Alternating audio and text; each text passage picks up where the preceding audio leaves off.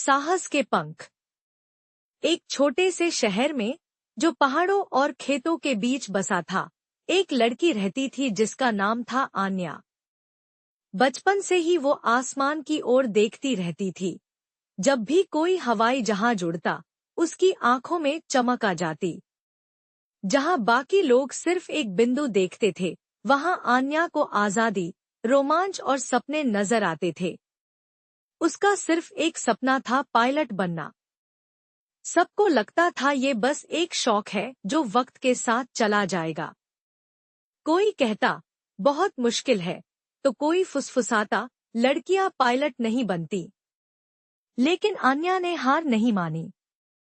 16 साल की उम्र में ही उसने तैयारी शुरू कर दी। सुबह सूरज निकलने से पहले उठना, दौड़ लगाना, दिन भर क्लासेज अटेंड करना और रात को देर तक पढ़ाई करना।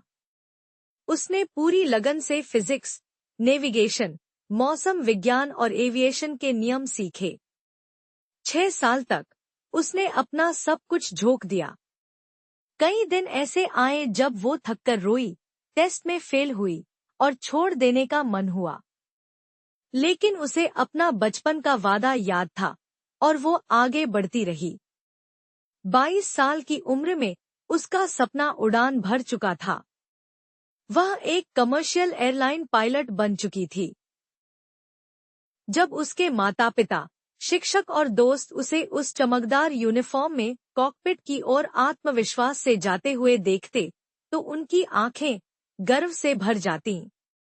फिर एक दिन, जब वो दिल्ली से दुबई की उड़ान पर थी, कुछ भयानक हुआ। उड़ान के बीच में 3 लोगों ने हथियार निकाल लिए, चिल्लाने लगे और कॉकपिट में घुसने की कोशिश करने लगे। उन्होंने खुद को आतंकवादी बताया और 180 से ज्यादा यात्रियों की जान को खतरे में डाल दिया। कैबिन क्रू ने तुरंत आन्या और उसके कोपायलट को सूचना दी। आन्या का दिल जरूर तेज धड़क रहा था, लेकिन दिमाग शांत था। उसे अपनी इमरजेंसी ट्रेनिंग याद थी।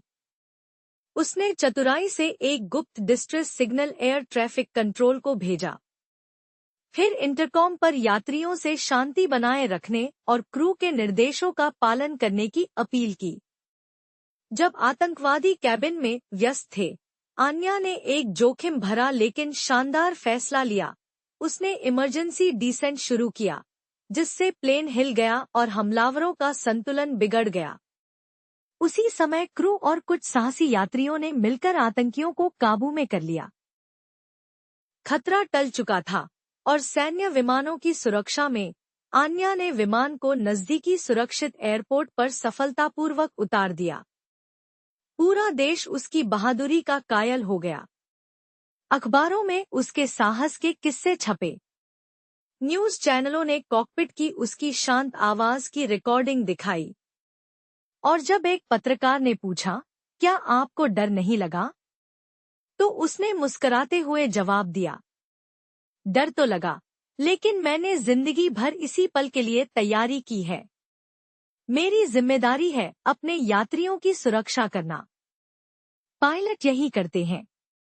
एक छोटे से शहर की लड़की से लेकर राष्ट्रीय हीरो तक, आन्या ने साबित कर दिया कि अगर साहस, अनुशासन और विश्वास हो,